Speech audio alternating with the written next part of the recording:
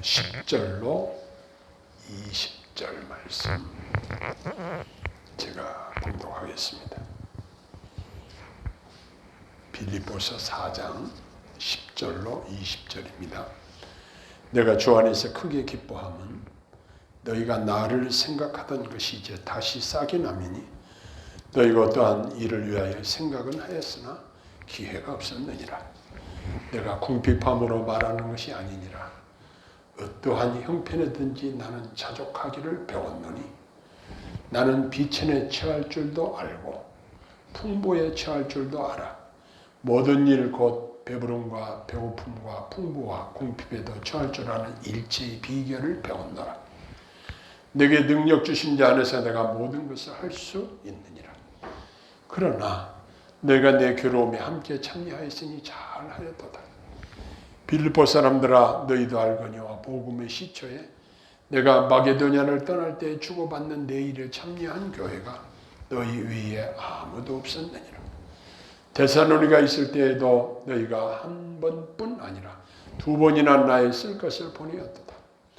내가 선물을 구함이 아니요 오직 너희에게 유익하도록 풍성한 열매를 구함이라. 내게는 모든 것이 있고 또 풍부한지라.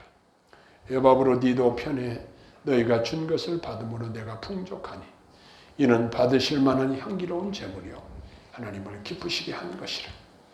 나의 하나님이 그리스도 예수 안에서 영광 가운데 그 풍성한 대로 너희 모든 쓸 것을 채우시리라.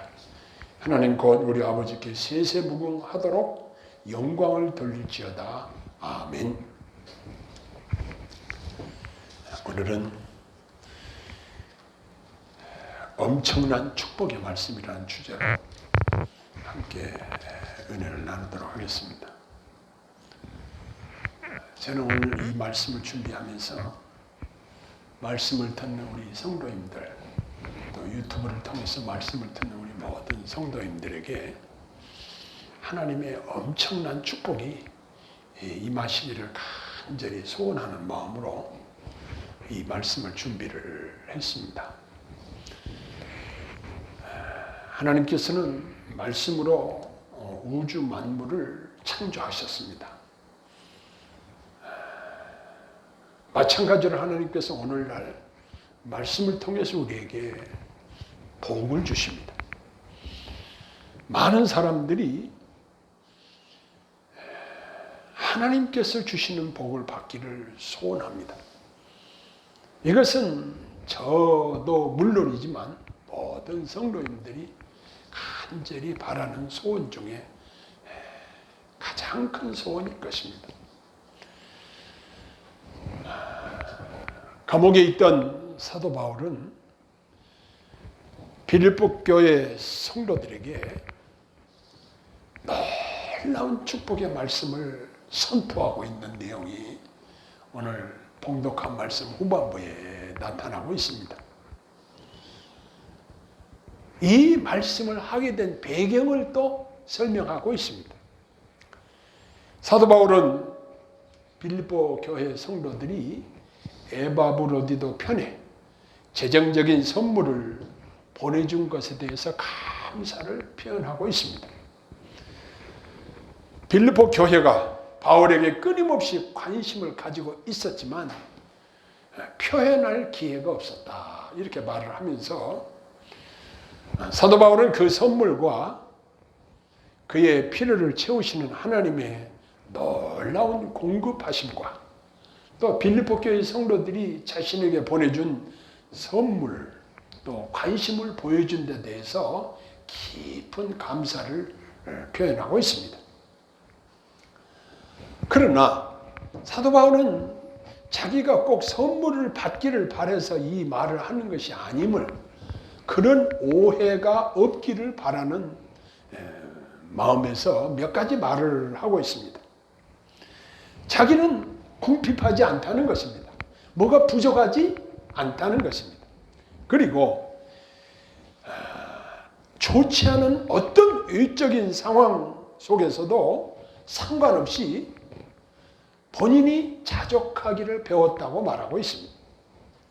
이 자족이란 말을 학자들이 하는 해석을 보면 다른 사람들에게서 독립을 의미한다. 이렇게 말하고 있는데, 우리가 모든 상황에 대처할 힘을 공급하시는 그리스도 안에만 만족이 있다는 이러한 의미로 해석을 하더라고요. 사람들의 끊임없는 욕심이 있습니다. 요즘 매스컴을 통해서 아주 많은 사람들의 입에 오르내렸던 두 거물급 인사들에 대한 이야기들을 우리가 많이 들었습니다. 첫 번째는 서울시장이 자살한 사건. 3번이나 서울시장에 당선이 돼서, 그야말로 서울시장은 다음에 대통령 물망에 오르는 자리가 바로 서울시장 자리 아닙니까? 그런데 이 사람이 부끄러운 그 제목으로 고발을 당했다는 소식을 듣고 그만 자기 목숨을 던져버린 것입니다. 아마 출세를 해도 서울시장 정도 3번이나 해먹으면 얼마나 출세를 한 겁니까? 대단하죠. 그런데 이 세상에 출세하고 뭘 많이 가지고 어떤 위치에, 높은 위치에 올라가고 사람들에게 선망의 대상이 되고 이러한 것들이 얼마나 물거품과 같은 것인가를 이 사건을 통해서 우리에게 잘 교훈해주고 있는 것입니다. 특히 이 세상 죄인들이 성공했다고 자랑하는 것들이 얼마나 헛된 것들인가를 아주 적나라하게 보여주는 사건이라고 생각이 되어집니다. 또 하나는 우리 도지사, 경기도지사였던 분이 대법원 판결에서 살아났다는 소식을 많은 사람들이 접했습니다. 이 사람 역시 앞으로 대선 후보에서 제 여론조사 결과 2등을 하고 있는 아주 유력한 후보 중에 한 사람입니다. 그런데 대법원 판결에 의해서 지사직을 내놓아야 할 수도 있고 그 자리를 유지할 수도 있는 이 엄청난 관심사에 대해서 대법원의 재판 과정을 생방송할 정도로 이 이재명 지사에 대한 사건은 이 엄청난 사람들의 관심을 끌게 된 사건이었습니다. 자, 그럼 한번 여러분 가정을 해봅시다.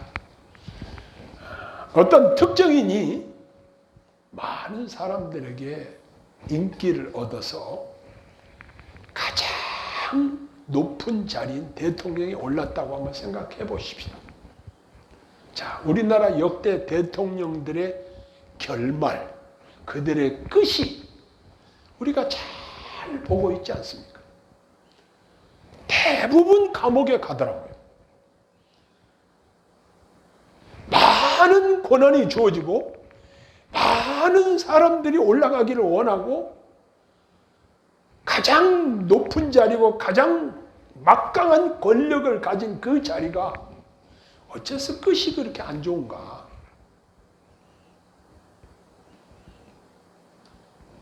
이 세상 사람들이 가지고 있는 욕심, 물질에 대한 욕심, 명예에 대한 욕심, 어떤 성적인 욕심, 이러한 것들이 욕심이 잉태한 즉 죄를 낳고 죄가 또 사망을 낳는다고 이렇게 야고보 사도는 그 공식처럼 명백한 사실을 우리에게 알려주고 있습니다. 그런데 여기서 보면 사도 바울은 자기가 투옥된 중에 있지만 자기가 공부하는 것이 있다. 뭘 감옥에서 공부를 하고 있느냐. 스스로 만족하는 비결을 공부하고 있다는 것입니다. 내가 자족하기를 배웠다. 내가 풍부에 처할 줄도 알고 궁핍에 처할 줄도 아는 일체의 비결을 배웠다는 것입니다.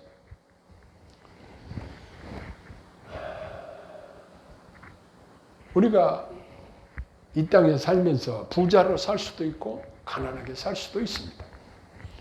그러면 가난할 때 살 수 있는 방법을 배워야 되고, 또 돈이 많이 있을 때 어떻게 살아야 하나님의 뜻대로 살 것인가, 어떻게 살아야 하나님을 기쁘시게 살 것인가에 대해서 연구하고 공부하고, 이 처세에 대한 것을 배워야 한다는 사실을 바울사도는 강조하고 있습니다. 바울사도는 우선순위를 분명히 했습니다. 하나님께서 주신 것들에 대해서 만족하고, 또한 영원히 본질적으로 중요한 영적인 것들에 집중하려고 비본질적인 이 세상 것들에 대해서 그것들을 분토와 같이 내어버리는 그러한 공부를 했다는 사실입니다. 고린도후서 4장 18절에 보면 우리가 주목하는 것은 보이는 것이 아니요 보이지 않는 것이니 보이는 것은 잠깐이요 보이지 않는 것은 영원함이라, 이렇게 말씀하였습니다. 사람들이 보이는 것들에 최대한 관심을 가지고 보이는 것들을 쟁취하기 위해서 엄청난 노력을 기울이고 있습니다. 그런데 보이는 것이 더 중요한 것 같지만 보이지 않는 천국이 가장 중요합니다. 보이지 않는 우리 하나님이 가장 중요하신 분입니다. 우리 눈에 보이지 않지만 공기가 우리 호흡하고 사는데 얼마나 중요한가 하는 것처럼 보이는 것보다는 보이지 않는 것이 엄청나게 중요한 것들이 많습니다. 그런데 우리가 진정한 만족을 누리려면 어떻게 해야 되는가? 모든 우주 만물이 하나님께 속해 있다는 것을 기억해야 할 것이고, 또 내가 가지고 누리고 있는 것에 대한 감사하는 마음이 있어야 할 것입니다. 제가 다리를 다쳐서 2주간 동안 다리를 기부스하고 있는 동안에 제가 깊이 생각한 것이 무엇인가? 내 2 다리로 마음껏 활보를 하고 걸을 수 있다는 것도 얼마나 감사한 일인가를 생각을 했습니다. 제가 하반신 마취를 하고 수술할 때에 8시간 동안 아랫도리로 전혀 감각이 없더라고요. 감각이 없어요. 그래서 그때 뭘 생각했냐면, 야, 하반신 장애인들이 휠체어 타고 다니는 사람들 정말 참 우리가 생각을 해야 되겠구나. 그들을 돌보고 그들을 배려하고 이러한 것이 필요하겠구나. 내가 내 발로 건강하게 걸을 수 있다는 것이 얼마나 감사한 일인가를 새삼 생각을 했다니까요. 그뿐만 아니라 하나님이 내게 주셔서 가진 것들을 현명하게 사용할 지혜를 구해야 할 것입니다. 그뿐만 아니라 갖지 못한 것에 대한 욕심에서 자유해야 될 은혜를 구해야 한다는 것입니다. 그뿐만 아니라 나의 필요를 채우시는 하나님을 신뢰해야 한다는 것입니다. 성 프란시스는 이런 이야기를 했습니다. 오직 그리스도 안에서 만족하려면 아무것도 소유하지 말라. 이게 참 불가능한 이야기 같아요. 그런데 우리가 그리스도 안에서 우리 주님이 주신 것으로 만족하고 감사하고 사는 것이 얼마나 멋진 그리스도인의 삶인지를 생각하게 해주는 말입니다. 이제 바울 사도의 간증을 들어보면 그는 풍부하든지 궁핍하든지 간에 자족하기를 배워야 한다고 말하고 있습니다. 사람의 욕심은 끝이 없어서 내가 가지고 있는 것으로 만족한다는 것은 참으로 어렵습니다. 나보다 더 좋은 것, 더 많은 것을 가지고 있는 사람과 비교해서 왜 나는 이렇게밖에 못 가지고 있는 거야? 이런 생각을 할 수가 있습니다. 어제는 제가 쇠고기를 좀 사면서 이런 생각을 했습니다. 야, 이렇게 쇠고기를 마음대로 사 먹을 수 있다니.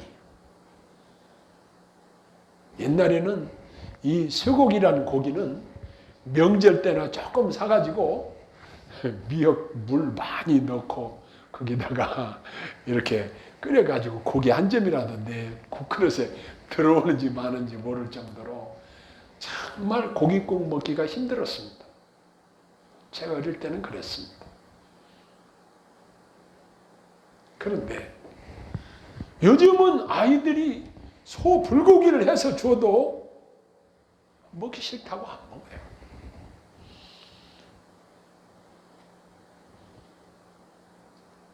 하나님께서 우리에게 베풀어 주신 것들이 얼마나 많은지 그것들을 하나씩 생각하고 열거해 보면은 참 감사할 조건들이 많이 있습니다.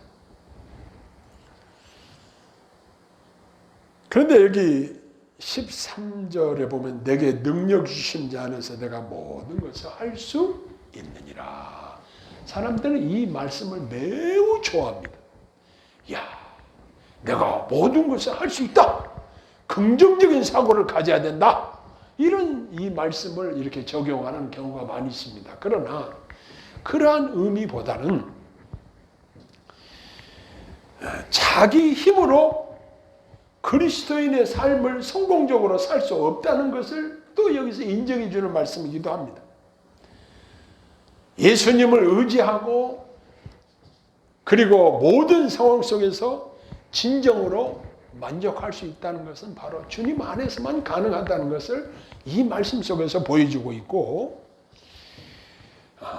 가난하든 부유하든 사도 바울에게 복음 전하는 힘을 주셔서 그것을 감당할 수 있도록 해 주셨다는 사실.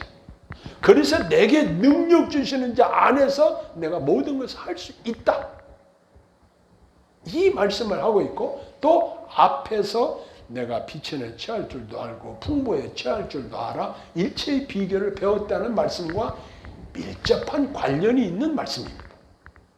즉 자족할 줄 아는 것도 우리 그리스도인으로서 매우 중요한 일이라는 사실을 강조하기 위해서 이 말씀을 하는 것으로 이해가 됩니다. 다시 말하면 우리 힘의 근원은 예수님이시라는 사실입니다. 내 힘과 능력을 의지하지 않고 주님의 능력을 의지하는 것이 참 능력 있는 그리스도인의 자세인 것입니다. 그래서 그리스도와 연합해서 받는 능력은 우리가 주님의 뜻대로 살 수 있도록 우리에게 힘을 공급해 주시는 것입니다. 그래서 주님이 원하시는 주의 일을 완수할 수 있도록 충분한 힘을 우리에게 공급해 주시는 것을 믿어야 할 것입니다. 그래서 하나님께서 명하시는 일을 행할 수 있도록 우리 하나님께서 힘 주실 것을 믿고 힘차게 한 걸음 한 걸음 전진해 나가는 것입니다. 자, 그런데 지금 바울 사도는 그 이후에 어떤 말씀을 하고 있냐면, 너희가 내 괴로움에 함께 참여하였으니 잘하였도다 그랬습니다. 저도 사역을 하면서 기쁠 때도 있고 슬플 때도 있고 괴로울 때도 있고 정말 잘 나갈 때도 있습니다. 그런데 사람들은 잘 나가고 뭐가 잘 될 때는 많은 사람들이 응원을 하고 이제 따라주고 그렇습니다. 그러나 진짜 어려움을 당해보면 사람들이 내게 가까이 하지 않습니다. 어려움을 당하는 사람들은 관심조차 기울여주지 않습니다. 그런데 사도 바울은 빌립보 교회 성도들에게 내가 지금 감옥에 갇혀 있는데 내 괴로움에 여러분들이 참여했다 하면서 그들을 칭찬하면서 감사를 표현하고 있습니다. 우리가 내 이웃이 어떤 어려움을 당했을 때, 어떤 궁지에 처해 있을 때 가서 돌보아주고 배려해주고 위로해주고 만나주고 쓸 것을 공급하고 이러한 것들은 정말 하나님이 기뻐하시는 일이라는 사실을 배우게 되는 것입니다.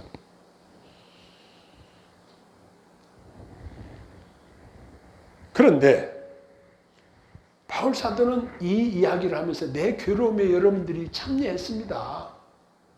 정말 잘하였습니다. 잘하였도다 라고 칭찬과 감사를 표현하고 있습니다. 그러면서 이제 구체적으로 무엇을 잘했는가? 빌립보 사람들아 너희도 알거니와 복음의 시초에 내가 마게도냐를 떠날 때에 주고받는 내 일에 참여한 교회가 너희 외에 아무도 없었느니라. 바울 사도는 1차, 2차, 3차 전도 여행을 통해서 많은 곳을 돌아다니며 교회를 개척하고 많은 사람들에게 복음을 전했습니다. 바울 사도 일행을 통해서 복음을 듣고 천국 백성이 된 자들이 수없이 많이 있지만 빌립보 교인들 외에 바울 사도의 선교 사역에 참여한 그들에게 바울 사도에게 협조한 교회는 딱 빌립보 교회 하나였다는 사실입니다.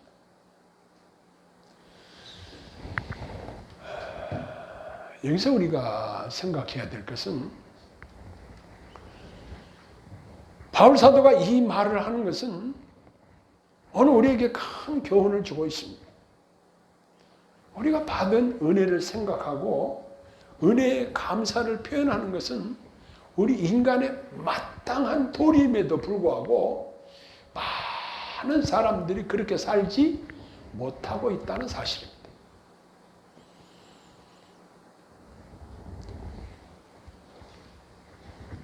그러면서 이제 여기 16절에 보니까 데살로니가 있을 때에도 너희가 한 번뿐 아니라 2번이나 나의 쓸 것을 보내었도다. 그렇습니다. 지난주에는 내리교회 권사님 2분이 저를 방문했습니다. 그래서 함께 식사를 나누고 함께 여러 가지 이야기를 나누면서 서로 교제의 시간을 가질 수가 있었습니다. 이분들이 아직도 나를 생각하고 있구나. 이런 생각이 제 마음에 감사와 기쁨이 있게 했습니다. 그 노인네들이 그 먼 길에 저를 찾아서 버스 타고 왔는데 이렇게 교제를 나누면서 저는 진심으로 그들을 축복하고 싶었습니다. 그리고 축복했습니다. 하나님께서 그분들에게 은혜를 주시기를 간절히 기도했습니다. 저는 우리 교회 성도님들이 숫자는 많지 않지만 정말 성심성의껏 주님을 섬기고 하나님의 교회를 충심을 다해서 물질로 봉사하고 또 교회에 충성하고 헌신하는 모습을 하나님이 기쁘시게 받으신다는 사실을 저는 하나님께 확신하고 있습니다. 그런데 여기 바울 사도는 내가 선물을 구함이 아니요 오직 너희에게 유익하도록 풍성한 열매를 구함이라 그랬습니다. 지금 빌립보 교회 성도들에게 풍성한 이 열매를 구한다고 축복하고 있습니다. 그러면서 무슨 말을 하냐면 나는 모든 것이 있다. 나는 풍부하다. 그런데 에바브로디도 편에 여러분들이 나의 필요를 보냈는데 준 것을 받음으로 내가 풍족하다. 그러면서 말하기를 이는 하나님께서 받으실 만한 향기로운 제물이요 하나님을 기쁘시게 한 것이라. 여기서 지금 빌립보 교회 성도들은 바울 사도에게 에바브로디도 편에 선교비를 보냈지만 이것이 하나님이 받으실 만한 향기로운 제물이요 하나님을 기쁘시게 한 것이라고 분명히 말씀하고 있습니다. 하나님은 사실상 돈이 필요하신 분이 아닙니다. 그런데 하나님의 사역을 위해서 수고하고 있는 바울 사도에게 선교비를 보냈던 이 빌립보 교회 성도들에게는 엄청난 축복의 말씀이 여기 선포되어지고 있는데 뭐라고 말씀하시냐면 나의 하나님이 그리스도 예수 안에서 영광 가운데 그 풍성한 대로 너희 모든 쓸 것을 채우시리라. 저는 신구약 성경을 통틀어서 이렇게 엄청난 축복의 말씀이 어디 다른 데서 발견을 못하겠더라고요. 여기 보면 전지전능하시고 우주 만물을 창조하신 그분, 나의 하나님이 지금 사도 바울은 옥중에 있고 정말 어려운 처지에 있지만 이 편지를 쓰는 그 당시에 바울 사도의 마음은 그 전능하신 하나님이 누구의 하나님? 나의 하나님이라는 것입니다. 나의 하나님이, 나의 아버지가 그것도 범위가 있습니다. 그리스도 예수 안에서. 하나님은 우리에게 복을 주시는 것은 누구를 보고 복을 주시냐면 자기 친아들 예수 그리스도를 보시고 우리에게 복을 주시는 것입니다. 그리스도 예수 안에서 영광 가운데 그 풍성한 대로 한번 생각해 보십시오. 하나님의 풍성함은 우리 인간의 상상력으로는 상상이 안 됩니다. 왜냐?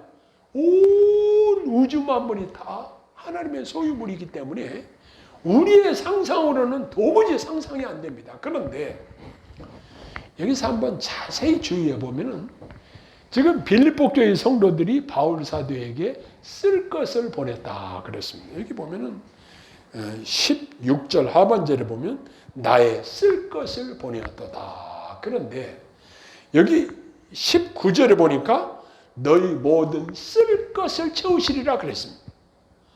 우리를 쌓을 것이 없도록 부자로 만들어 주시리라 이런 게 아니라 너의 쓸 것을 채우시리라.